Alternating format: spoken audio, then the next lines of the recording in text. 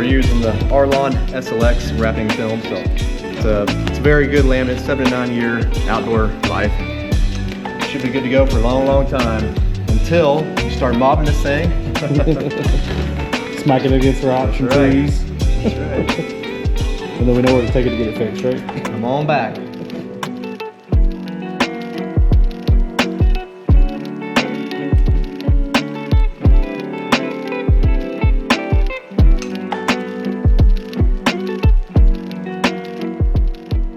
So we just got back in from out of town, being on the road for 3 weeks, and our bumpers and our bed rack have come in for the Gladiator.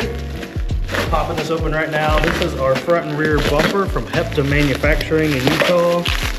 Really excited to see these things. They are very well built and a beast.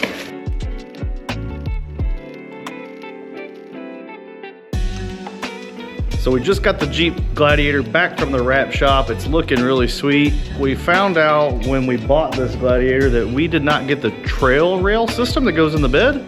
So we had to buy a trail rail system to be able to mount our Weston Overland rack. So we're gonna mount the trail rail system, and then we can start getting the bed rack, excuse me, and then the tent and some other accessories. All right, this is the Weston Overland rack. Just finished installing it on our Gladiator. I had to do a little customization of the bed rails, like I said in an earlier clip, but it's fitted, looks nice. Next step is to get this iCamper tent mounted.